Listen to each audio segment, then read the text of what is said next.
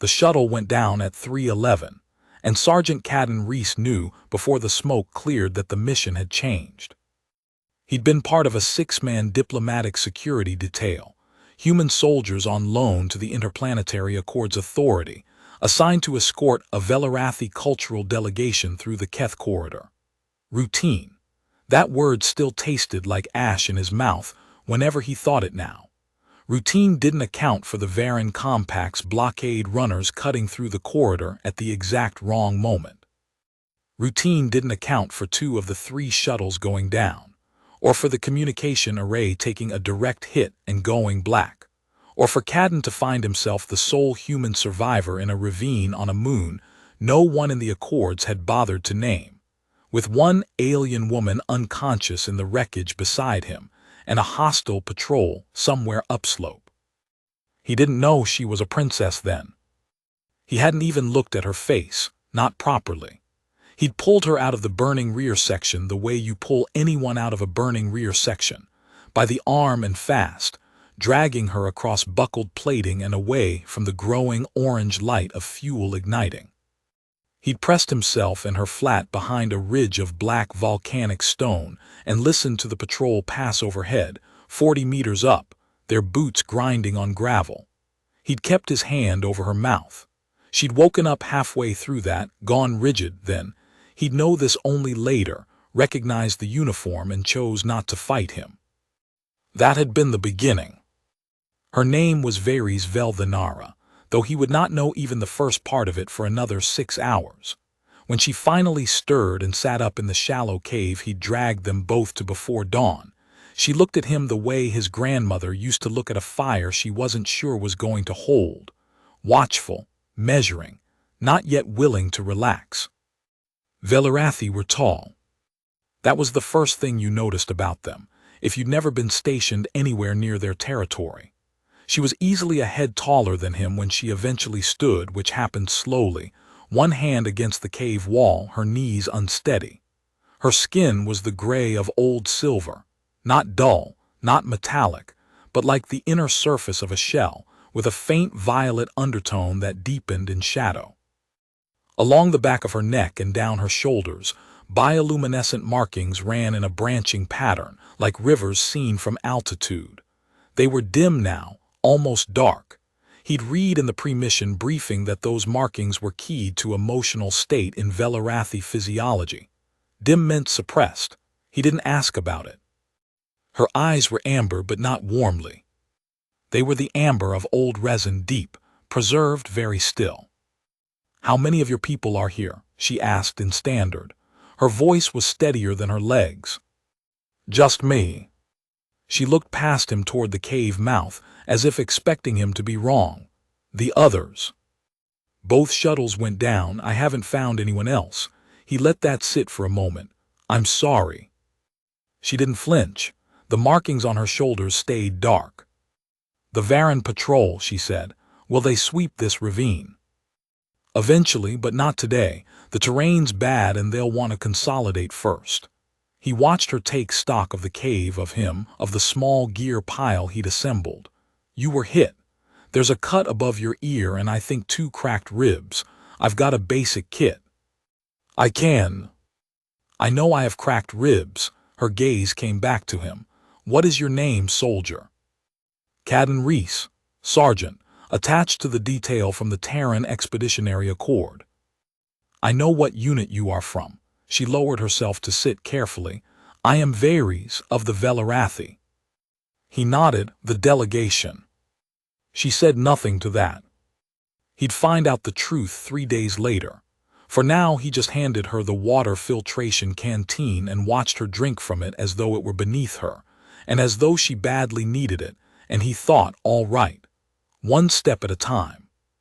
The first 2 days were survival. Cadden knew this terrain the way soldiers knew any terrain they might have to die in, quickly and by necessity. He'd studied the briefing maps. The ravine ran southwest toward a secondary plateau, and from the plateau there was a ground route to the Accord's relay station at Keth 7, 42 kilometers on foot through lava-filled flats and a basalt canyon. 42 kilometers with a woman who had cracked ribs and no ground vehicle, and an unknown number of Varan patrols between them and safety. On Earth, it would have been a hard 3-day march. Here, with the gravity running at 1.08 standard, and the nights dropping to temperatures that made his breath fog after dark, it was going to be worse. He'd set his extraction priorities before dawn on the first morning, while she was still unconscious. Water, route, cover, communication. The communication problem was essentially unsolvable. The emergency beacon in his kit had been shorted out in the crash, and his standard-issue comms were dead, which meant he was operating exactly the way soldiers had been operating since before there were stars to travel between. On foot, with what he could carry, making decisions with incomplete information, and hoping the decisions held. The water was solvable. There were thermal vents along the ravine floor that produced condensation on the surrounding rock, and he had filtration. He'd filled both containers before she woke. The route was solvable in theory. The problem was that the most direct line to Keth 7 crossed a ridge that the Varan patrols would almost certainly be using as a transit corridor. It was the obvious high ground, and obvious was dangerous. The second-best route added 6 kilometers and went through the lava flats earlier, which meant exposure, but it avoided 2 of the 3 likely patrol lines. He'd chosen it before she opened her eyes and hadn't second-guessed it since. Varys had no complaints. He recognized this fairly quickly, not as stoicism exactly, but as a kind of deeply ingrained refusal to be the slower thing. When he set the pace, she matched it. When he slowed it twice, on the second day, citing the terrain when he meant her ribs, she accepted the adjustment without comment but looked at him as though she understood exactly what he was doing and had filed it. The ribs concerned him more than she was letting on. He could hear it in her breathing on the uphill sections. Controlled, deliberate, the breathing of someone managing something they weren't going to talk about. He didn't push. He just watched, and on the second afternoon when they stopped at a shallow shelf of rock to eat from his emergency ration supply, he said, without framing it as a question, that they'd stop early that evening and she should rest the last 2 hours of daylight if she could. She gave him the look again, the amberite assessment. Then she ate the ration bar he'd handed her, which she clearly found unremarkable, and said, "The condensation collection was efficient. I noticed the containers. How long did that take you?" "About 40 minutes before you woke up."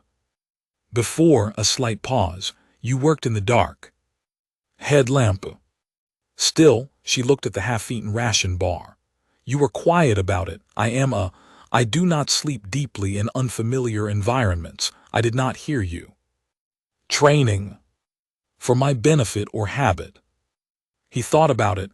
"Both," he said, meaning it. She looked at him a moment longer than she'd been looking at him before. Then she finished the ration bar and stood up, carefully, and looked at the southwest horizon. She asked him things as they walked. Not constantly, not chattily, specific questions at specific moments as if she were compiling a record. How many planets had he been stationed on? How long was a standard tour in the Terran Accord? Why did he choose infantry when there were, she gathered, other paths? He answered plainly. He didn't ask much back. He had a sense that she was accustomed to people asking her questions, and that the reversal, someone not asking, someone waiting to be asked, was itself a kind of communication she was paying attention to. On the afternoon of the second day, unprompted, she told him about the Vel'Arathi season of returning. He hadn't asked.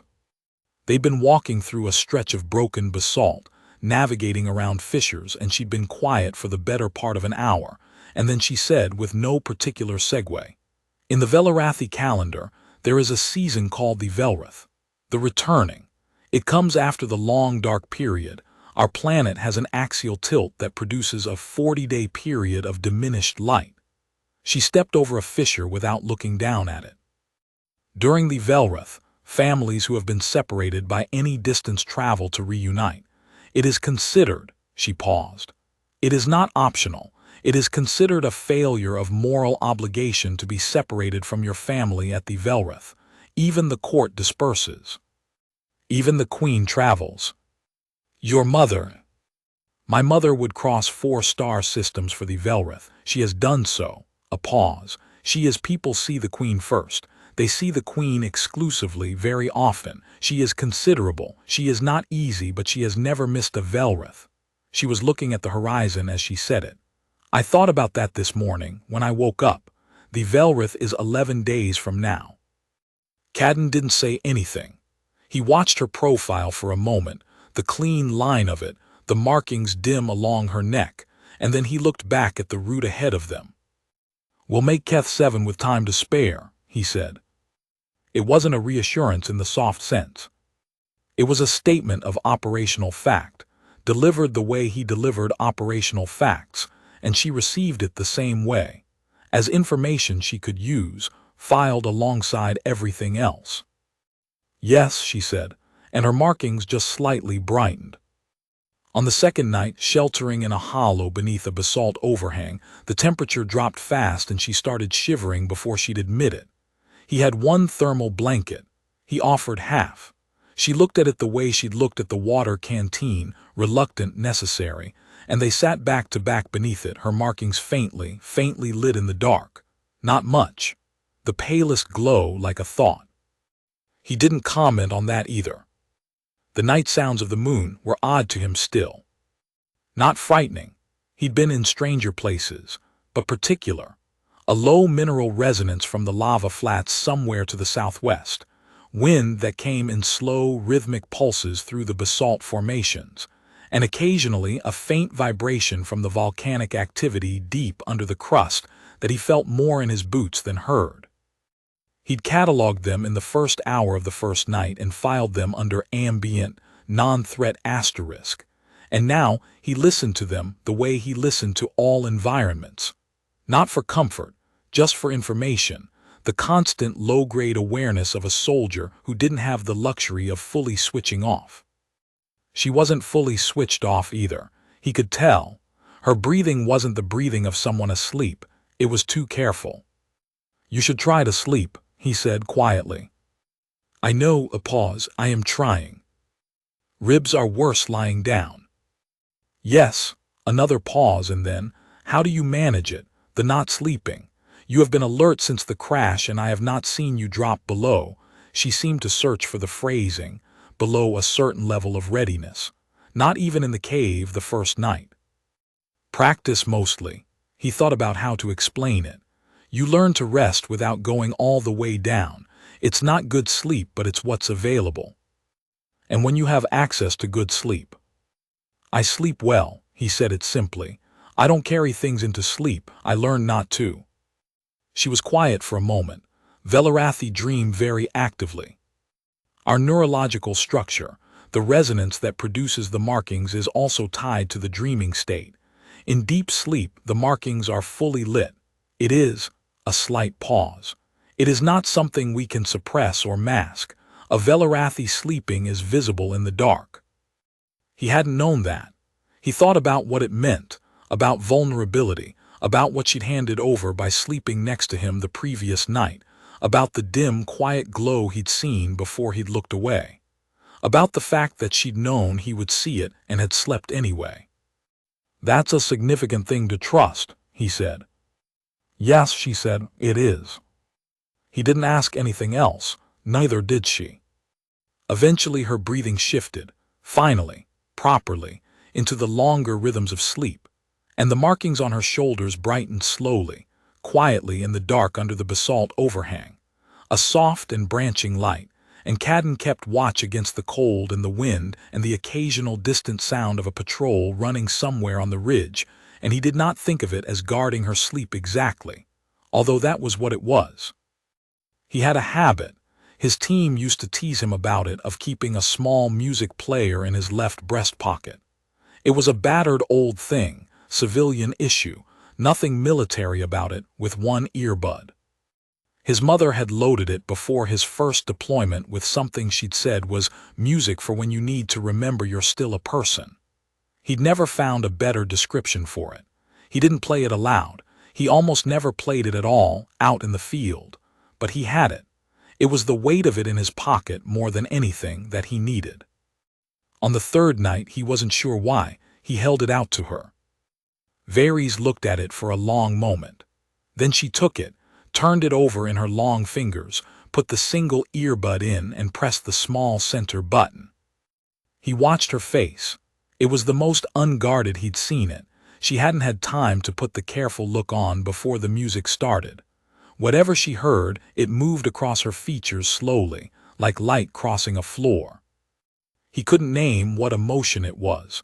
Not sadness. Not exactly. It was the look of someone who had just been reminded of something they had not known they were forgetting. She held it for a long time. When she handed it back, she said nothing at all, and her markings, along her shoulders up the back of her neck, were the brightest he'd seen them. He didn't comment. "Thank you," she said after a silence, just those 2 words. "Yeah," he said. It was on the third morning that he found the diplomatic manifest in the wreckage of what he estimated was Shuttle 2, buried under a collapsed section of hull. He read it by the gray early light, and his eyes stopped at the passenger list and stayed there. Vel'Arathi Royal Cultural Delegation, 3rd Tier Diplomatic Classification. 3rd Tier. He'd been briefed on Vel'Arathi hierarchy, and he'd clearly not been paying close enough attention, because 3rd Tier was not mid-level cultural envoy. 3rd Tier was primary royal house, secondary and above. He read through the names. He stopped at the second one. Varys Vel'Arathi, 1st Heir House Vel'Arathi, Crown Princess. He sat with that for a while. The sun was coming up over the basalt ridge, and it cast long shadows down the ravine, and somewhere behind him, a Vel'Arathi crown princess was probably checking the horizon for Varen patrols. He folded the manifest, tucked it in his kit, and went back. She was standing at the cave mouth with her hand shading her eyes, looking southwest. She glanced at him when he came up beside her. Whatever she read in his expression, she let it pass. "Clear," she said. "We should move within the hour." "Yes," he said. And they moved. He didn't say anything about what he'd found for 2 more hours. He let the march settle the information into him, the steady rhythm of boots on hard ground, the creak of his pack, the soft, measured sound of her breathing beside him. He turned it over. 1st Heir, Crown Princess. And she had told him her name as *Varys of the Vel'Arathi *, which was technically true in the way that saying you lived in a large house in the capital was technically true. There was a reason she hadn't said more. He thought about that. She'd been conscious when he pulled her out of the wreck, or she'd come conscious shortly after. She had chosen to let him think she was civilian. That was a decision, a deliberate one, and he wondered about the calculation behind it. Whether she'd been protecting herself. Whether she'd been protecting him from the weight of responsibility. Whether she just needed, for once, to be somewhere no one knew. He supposed it didn't change much practically. He'd have made every decision the same either way. He still needed to get her to Keth 7. He still needed to keep her alive. He still needed to. A boot scrape on rock, close, too close.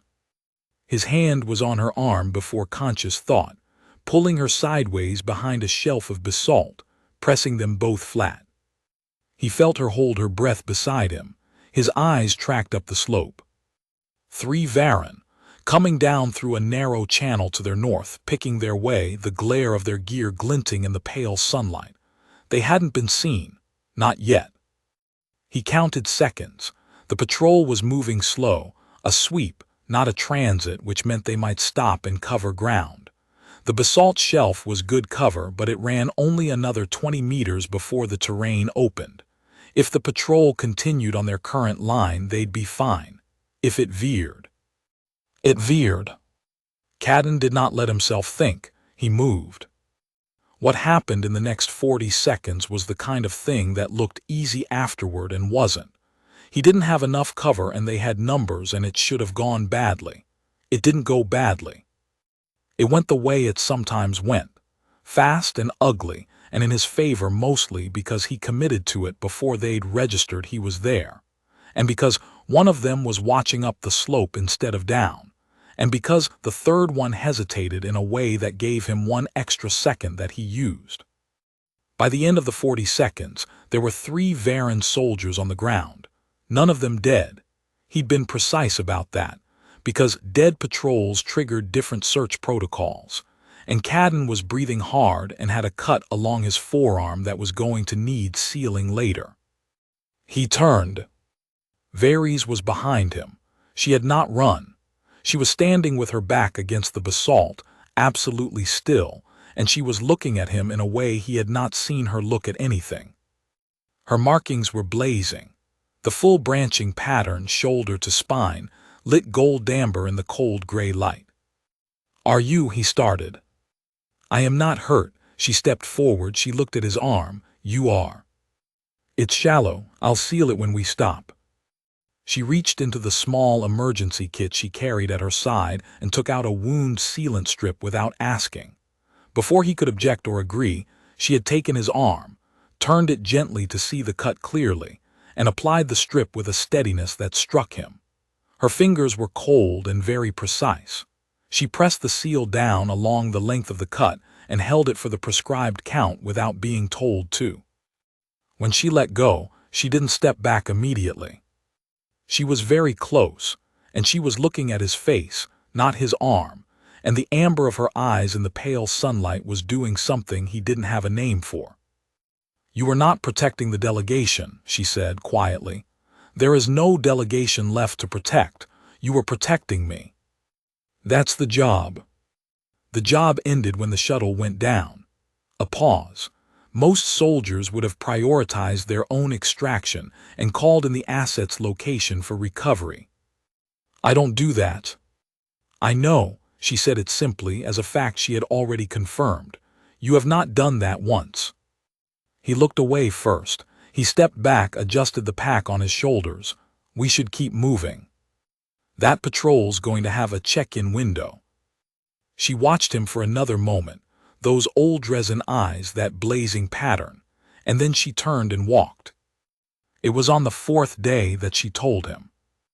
They were 8 kilometers from Keth 7, crossing the edge of the lava flats in the early afternoon, the relay station visible in the distance as a smudge of metal and antenna against the pale sky. The worst was behind them, and they both knew it. Cadden could feel the tension in his body shifting from active readiness to something approaching exhaustion, and he thought he could see the same shift in her gait. Not weakness, just the body processing what it had been running on. "The manifest," she said without preamble. "Did you find it?" He looked over at her. Her eyes were on the middle distance. "3rd morning," he said. "Shuttle 2. She nodded, a single slow movement. "When? When did I figure out what I was reading? Or when did I decide it didn't change anything?" A pause. "The 2nd one. About 30 seconds after the 1st one." She absorbed that in silence.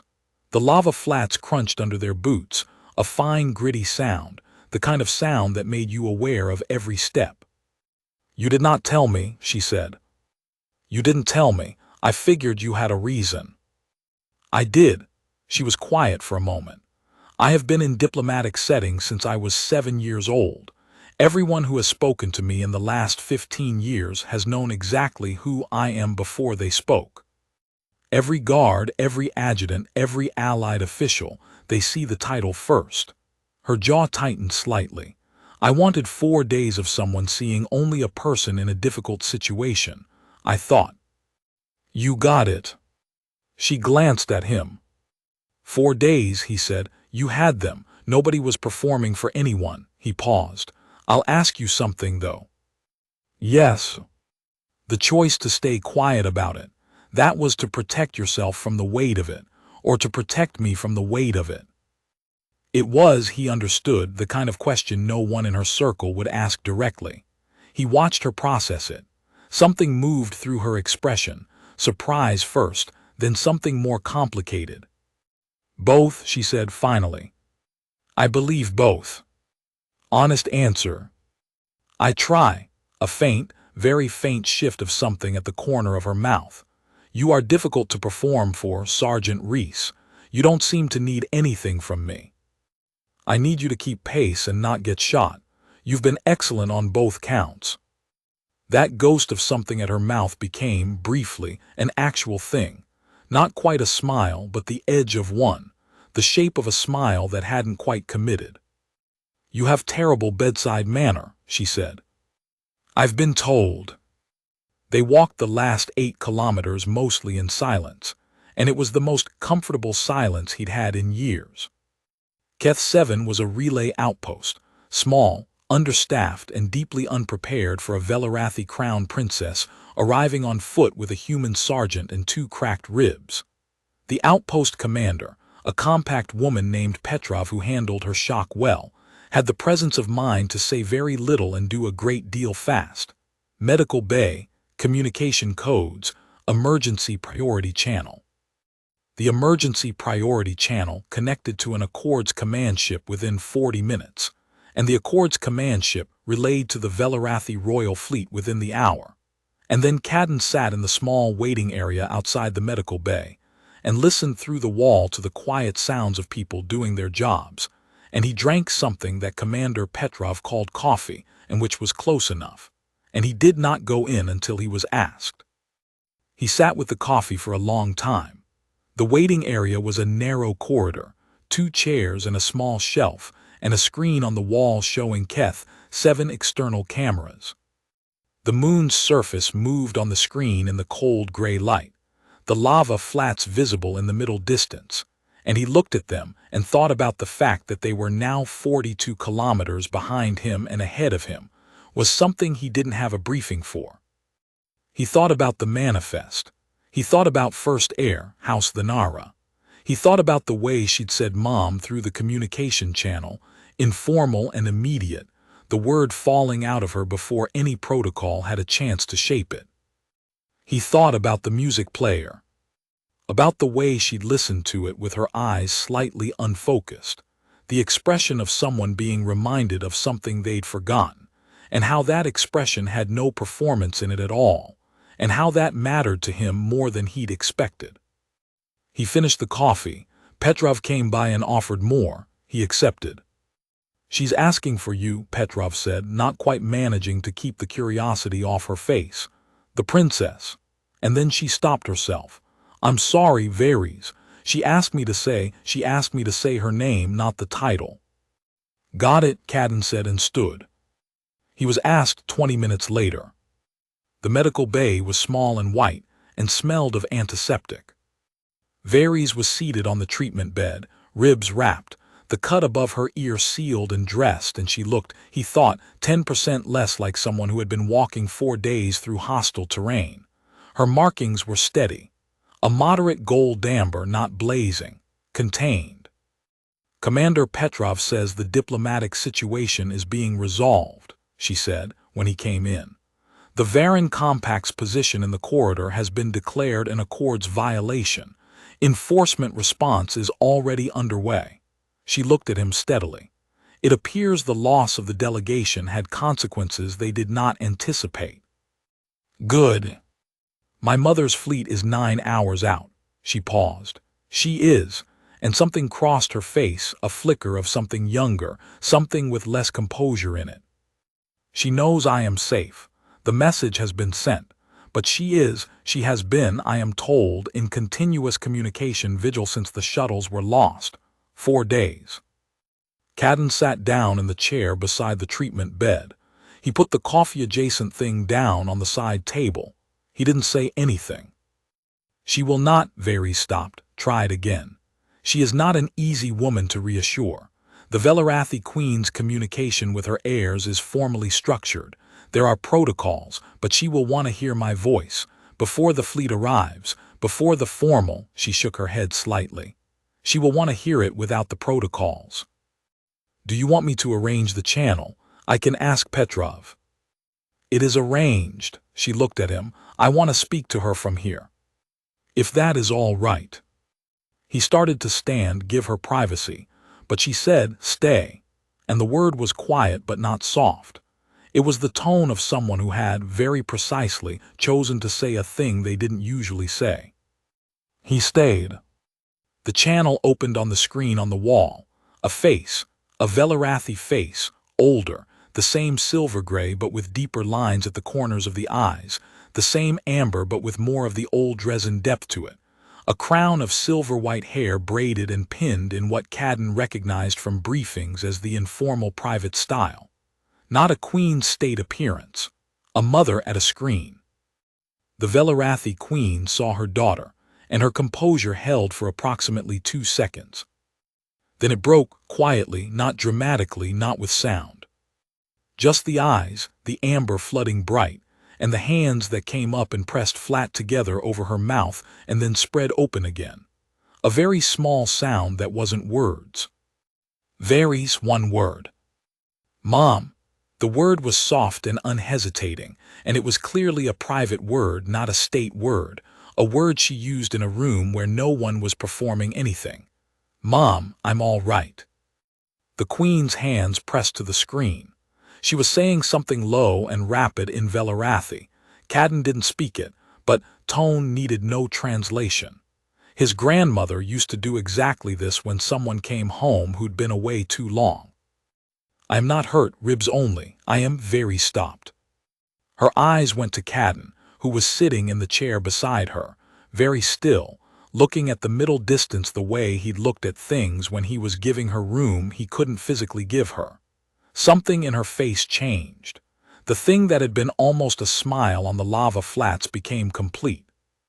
Yes, Mom, I'm safe, she said, and her voice carried the first real warmth he'd heard in it, the warmth that had been behind the composure the whole time, confirmed now, given room. Because of him. Her mother's eyes moved to Cadden.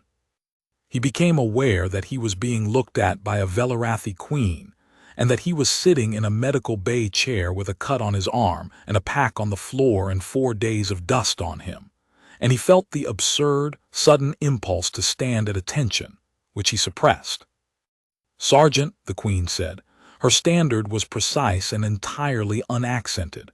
Her voice, like her daughter's, was steadier than it had any right to be. My daughter tells me you did not leave her. No, ma'am. When your mission had ended and your detail was gone, and you were alone. Yes, ma'am. Why? He thought about the honest answer for a moment. Because she was there, he said, because she needed to get out. And because it wasn't, it didn't feel like there was another way to be. The queen looked at him for a long time. Her markings, he could see them at her neck and throat, were fully lit, the same branching gold amber. Then I would like to know your full name, Sergeant, she said, and I would like the relay code for your commanding officer, because when my fleet arrives in 9 hours, I intend to have a great many things to say. Cadden opened his mouth, closed it, looked at Varys. She was watching him with something in her face that had moved well past the edge of a smile he'd seen on the flats. It was full and warm, and it had the particular quality of someone who has been studied closely and has decided, on the basis of all available evidence, to trust what they've found. He told the queen his name. The 9 hours were not unoccupied.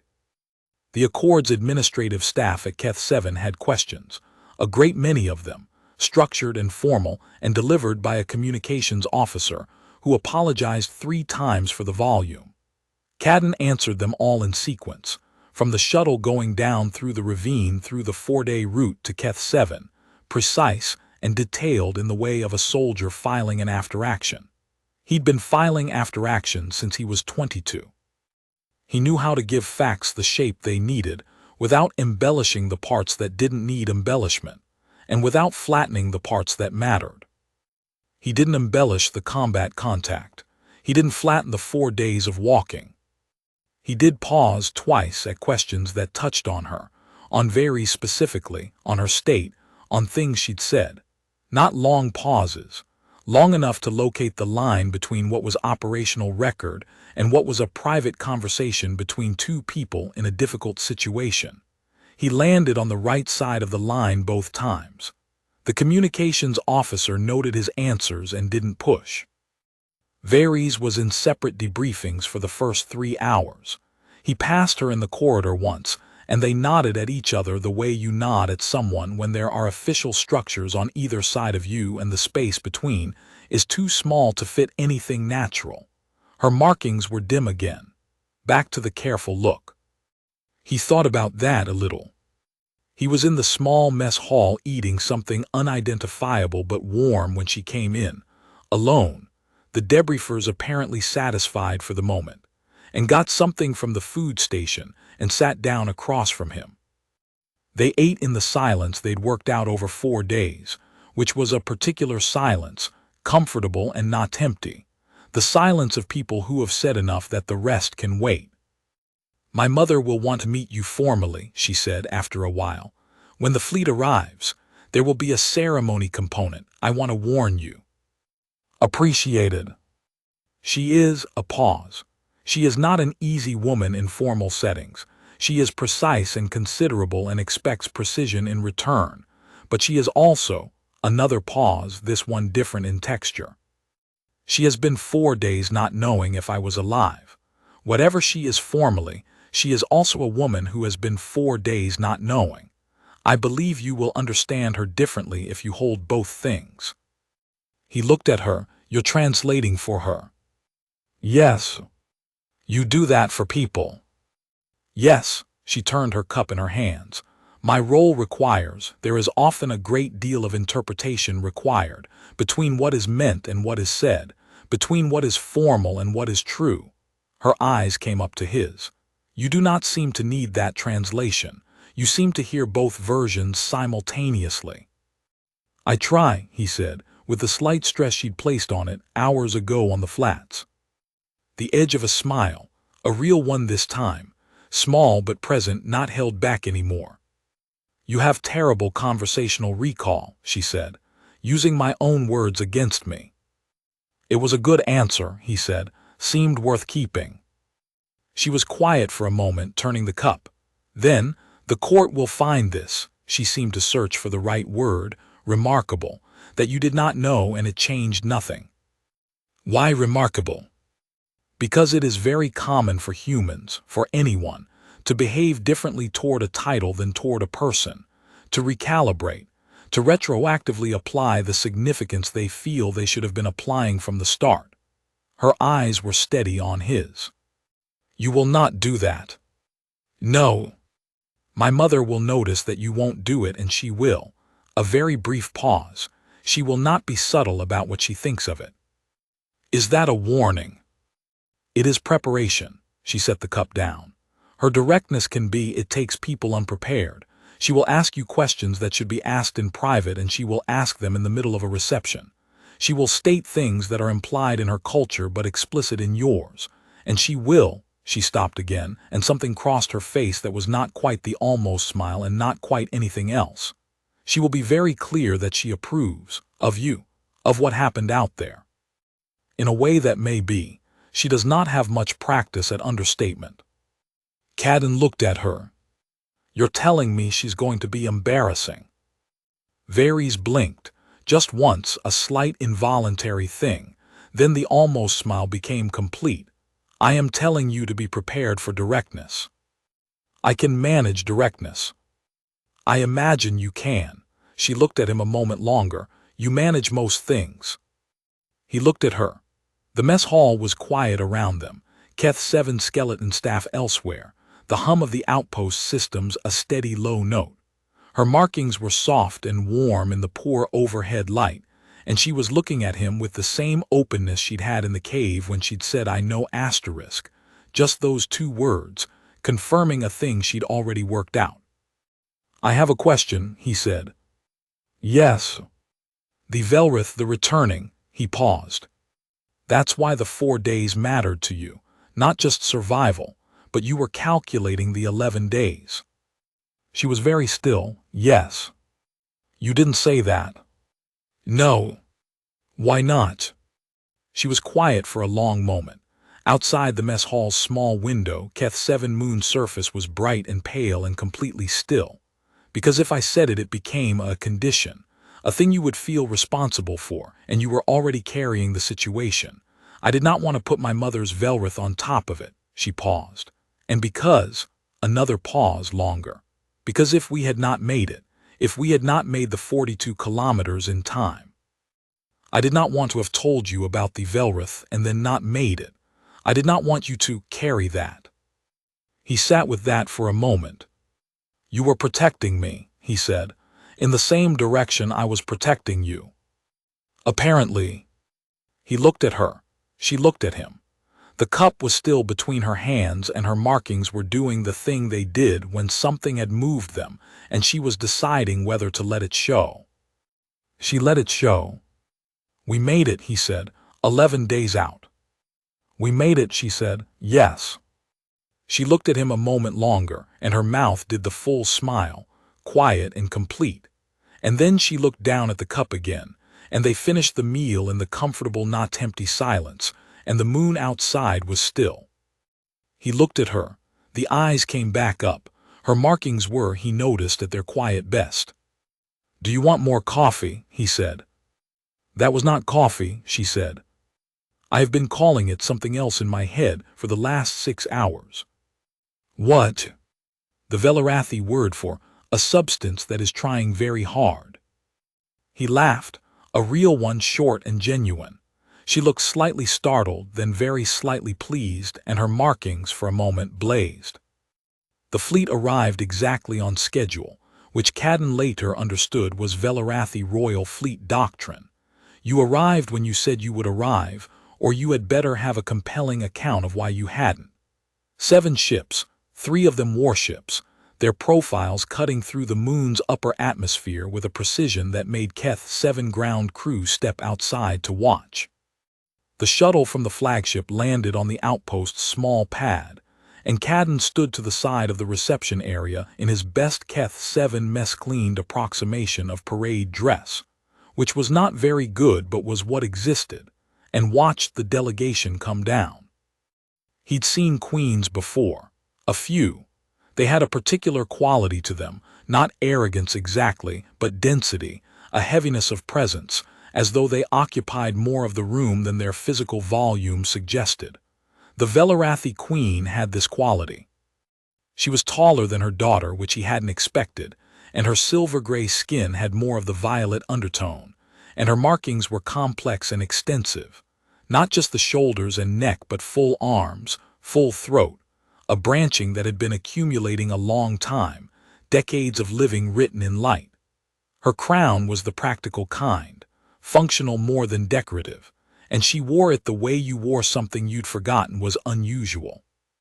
She came down the shuttle ramp with her attendants and her diplomatic staff, and she greeted Commander Petrov with the formal exchange. And then she saw Varys. Varys was standing to the left of the reception line, at the edge, which was technically not protocol. She should have been in the line in position. She was not. She was standing as she'd stood in the cave mouth, back straight, watching the slope. The queen stepped out of the formal structure of the greeting. Her attendants adjusted without comment, which suggested this was not the first time she'd stepped out of formal structure. She crossed the reception area, and her daughter met her halfway, and they came together, the way people come together who have not seen each other, and were not sure they would. Not carefully, not with ceremony, but with the immediate and complete embrace of people who have been holding the alternative possibility in their bodies for 4 days, and can finally, mercifully, let it go. The queen was saying things in Vel'Arathi. Low and fast, and her hands were in her daughter's hair and on the back of her neck, checking the way a mother checks, not a sovereign, running through the physical inventory of her daughter's presence with a thoroughness that had nothing diplomatic about it. Varys said something back, quiet, a few words, and then she said in Standard, because her mother also spoke Standard and because Standard carried across the room, "Yes, Mom, I'm safe. Because of him." And she turned, and the queen followed her gaze, and Cadden was standing there being looked at by both of them. The queen's markings were fully lit. She crossed to him with the particular directness of someone who had made a decision before they'd started moving. She looked at him closely, up and down, not dismissive, not regal, just thorough, and then she said, "Sergeant Cadden Reese." Your Majesty, you walked 42 kilometers through hostile terrain with my daughter and 2 cracked ribs between you, and you did not at any point, she paused, at any point leave her alone, file a false extraction report, or treat her as a liability to be managed. No, ma'am. I know, I have read the Accord's debrief. I have also spoken at length with my daughter. Her eyes were the same old resin amber as Varys's, and in this moment they were not old resin at all. They were the bright, direct amber of someone who had decided. You are young for a sergeant. 29, ma'am. My daughter is 26. It was a statement not weighted, just offered. A fact placed on a table. She is also stubborn, considerably educated in 12 disciplines, capable of holding a grudge for 11 years on principle, and, as I imagine you have gathered, accustomed to being underestimated by people who see the title first. He thought about the cave, and the water canteen, and the 4 days of her pace matching his without complaint, and the way she'd held the music player. I noticed she has a lot going on underneath the composure, he said. Something crossed the Queen's face. It was not quite the same as her daughter's almost smile, but it was in the same family. Yes, she said, she does. She looked at him for another moment, then turned her head and said something to one of her attendants in Vel'Arathi. The attendant nodded and made a note. There will be a formal ceremony, she said back to Cadden. A recognition. I have been in communication with your commanding officer and with the Accord's authority. Your record will reflect what happened in that ravine and in those 4 days. She paused. But before any of that, and she did something he hadn't seen her do yet, which was take a breath, just a breath, a private and human thing in a very formal moment. Before any of that, I want to thank you, from me, as her mother, not as the Queen. Yes, ma'am. That is insufficient, she said, not unkindly. I'm telling you that you brought my daughter home. I'm asking you to receive that. Actually receive it, Sergeant, not process it like a debrief point. He was quiet for a moment. Around them, the reception area had gone very still. The attendants, the Accord staff, Commander Petrov, Varys, all of them aware that something was happening that had nothing to do with diplomatic protocols. I'm glad I was there, he said, and then because she had asked him to actually say it, I'm glad she's safe. I'm glad you have her back. The Queen's markings, the full branching, shoulder to spine to arm, blazed. She inclined her head, a deep one, not a bow exactly. Vel'Arathi's sovereign protocol, he would later learn, had specific weights for specific degrees of inclination, and what she gave him had a weight to it that her attendants registered and would write down, and that would travel back to Vel'Arathi court record as a fact of that morning. He didn't know that yet. He just stood there in his 4 days dusty approximation of dress and received it. The formal ceremony happened 3 days later. Cadden had been given quarters aboard the Queen's flagship, good quarters, the kind of quarters that came with their own bathroom and a window looking out on the moon below, and a set of fresh clothes that had apparently been produced by someone who knew what a human sergeant's measurements were. He'd slept for 12 hours straight on the first night, which he figured he'd earned. He'd been in a lot of ships, military ships, Accord's contracted ships, 2 or 3 that didn't have a category. They all had their own logic, their own way of distributing space and light, and the particular sounds that told you were inside something that was also alive in the mechanical sense. The Queen's flagship had a warmth to its architecture that surprised him. Not soft, exactly. It was a warship functionally, and the materials and the lines said so. But the light was calibrated in a way he'd never encountered on a Terran ship, distributed in a gradient that followed the Vel'Arathi natural light spectrum rather than the flat white of human military standard. The result was that rooms felt inhabited rather than occupied. Corridors felt like somewhere you might pause rather than routes between objectives. He walked the corridors more than he needed to, the first day, getting a sense of the ship. He was aware, very clearly aware, that he was a human sergeant in a Vel'Arathi Royal Fleet vessel, on a ship that was running parallel to an ancient court with its own protocols and histories and weights, and that the fact of him being here at all was, in the understated language of Accord's diplomatic record, unusual. He'd read his share of that record. Interspecies military cooperation was common. Humans embedded in alien royal contexts was not. He found that he didn't feel out of place. He found that more interesting than the lack of discomfort itself. Varys had visited twice. Not formally, she'd knocked on the door, both times, and come in and sat in the chair by the window and they'd talked. Not about anything in particular. About the food, which was Vel'Arathi and unfamiliar and genuinely good. About the ship's architecture, which was built around light in a way he found interesting. About the music player which she asked to hear from properly, not through one earbud in a freezing cave, but clearly in a warm room with a window. He'd played it, she'd listened. Her markings had done the same thing they'd done in the cave, that slow spreading light. They were both quiet for a while after it ended. Outside the window, the moon turned slowly in its orbit, the lava flats small and gray at this distance, the basalt ridges where they'd moved for 4 days visible only as shadow. There is a Vel'Arathi practice, she said eventually, for things that are carried. Objects that hold memory, we call them Vel'Arathi, the carried weight. She looked at the player in his hands. They are passed down, from parent to child when the parent dies, or given between people who have stood in a difficult place together and come through. She paused. Giving a Vel'Arathi to someone is significant, it is not casual. He looked at the player. She gave it to me before my first deployment, she said. I'll miss the easy times, those were her words. She said she loaded the music for the hard ones. She understood that you would have them. She always understood things about me before I did. He turned the player over once. She died 2 years ago, before my 3rd tour. Varys was very still. I'm sorry. Yeah, he held the player a moment longer, then put it in his pocket.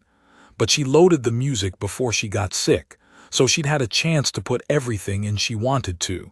I've listened to it on every deployment since. He paused. I've never played it for anyone else. He hadn't meant to say that last part. It arrived without announcement. He looked up and found her watching him with the open expression, the one that came out when she decided to let something show.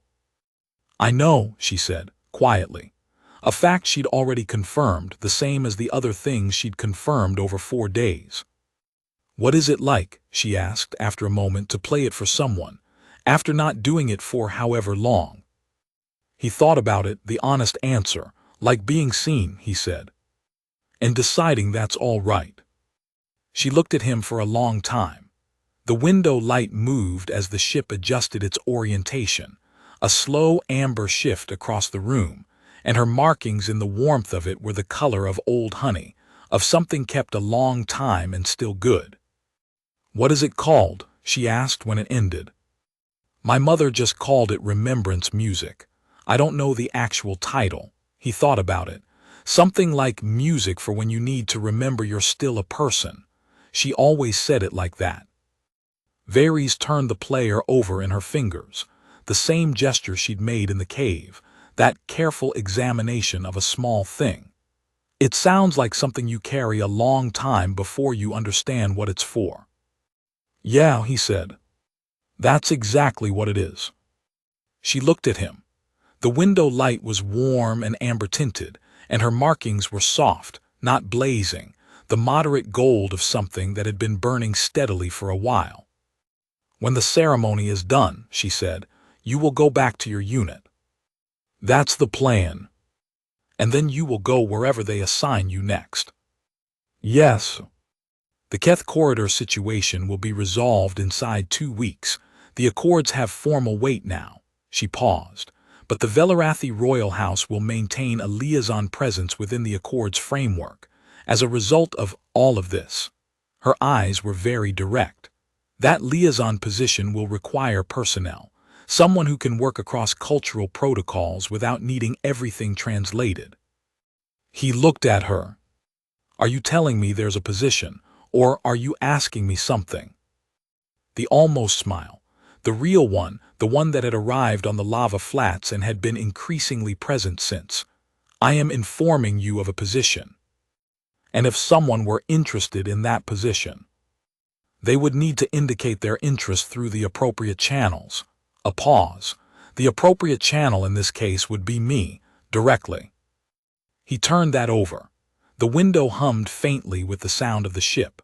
Below them, Keth's 7 moon was small and gray and covered in basalt that looked very different from up here. Smaller, simpler, the 42 kilometers of it contracted to a view. I'd be interested in that position, he said. Varys looked at the moon for a moment. Then she looked back at him, and her markings, all of them, full branching, shoulder to throat to arm, lit slow and warm and steady in the amber window light. I will forward the formal requirements to your commanding officer, she said. Appreciated. Although, she said, with the particular composure of someone taking a breath before a thing they have decided, before that, before all of that, I want to ask you something, not formally. All right. The 4 days, the ravine and the lava flats and the cave. She turned the music player over in her fingers one more time. You treated me as a person in a difficult situation. You have said that was the only way to be. But I want to know, she stopped. Tried again, with the same effort she'd made on the flats when he'd asked his question. I want to know if you ever saw anything else, beyond a person in a difficult situation, whether at any point you... Yes, he said. She looked at him. Yes, he said again, more quietly. But that's not something you say to someone you're responsible for keeping alive and getting out. That's something you say when the situation is finished. He paused. So, the situation is finished. The Vel'Arathi crown princess, composed, considered, deliberate, a woman who had been making calculations her whole life in a world that saw the title first, had, in his observation, a tell. When something moved her and she wasn't performing anything, the markings lit before the expression changed. The light came first. The light came first. Noted, she said, and the composure folded gently into something warmer underneath. The ceremony was formal and considerable. There were uniforms, both of them, Cadden in dress uniform that the Accord's authority had produced overnight, Varys in the deep gray and gold of Vel'Arathi royal ceremony wear, her markings at full brightness under the formal lights of the flagship's assembly hall. The queen stood at the front of the hall with her court and her officers and Commander Petrov, and a representation of the Accord's authority staff. And there were words, formal words, standard and Vel'Arathi in alternation, about courage and duty, and the bonds forged in difficulty. Cadden received the recognition with his hands at his sides and his back straight, and the careful blankness he'd learned to put on his face when people gave him things he didn't entirely know how to absorb. The medal was Vel'Arathi made, heavy and intricately worked, and the queen placed it herself. And then the formal part ended, and the reception began, and people moved around the hall with the particular energy of people who'd been required to be still, and are now allowed not to be. And Varys appeared at his shoulder with 2 glasses of something and pressed one into his hand. Well done, she said. At what? At receiving it. You looked like you might bolt. I considered it. I know. Your left shoulder moves slightly when you're considering an exit. She looked at him sideways, very level. You have other tells. Now you're even. Yes, she said, and for the first time in front of all of them, the court and the officers and the Accord staff and her mother watching from across the hall with her markings steady and warm. She smiled, full and present and directed at him, and it was nothing like the ghost of it on the lava flats and everything like what had always been behind the composure. Her mother across the hall inclined her head. Cadden raised his glass in response. He didn't know if that was protocol. It seemed correct. What do you think you'll miss most about the Keth corridor? Varys asked. The question was entirely level and entirely not what it was asking. Honestly, he thought about it, nothing. Nothing. Nothing at all. He turned to look at her. I think the next posting is better. Varys Vel'Arathi, crown princess of the Vel'Arathi royal house, looked at him in the warm amber light of the assembly hall, her markings blazing full and uncontained, and laughed. A real one, low and genuine, the laugh of someone who is not performing anything. He filed it in the same place he kept the music, small and exact, something to carry a long time. They had 42 kilometers of basalt behind them, and a reunion that had undone a queen's composure in front of her court, and a liaison position that existed in the formal record and also in the space between two people in a warm room with a window. Outside, the moon was small and gray. Inside, it was something else entirely. And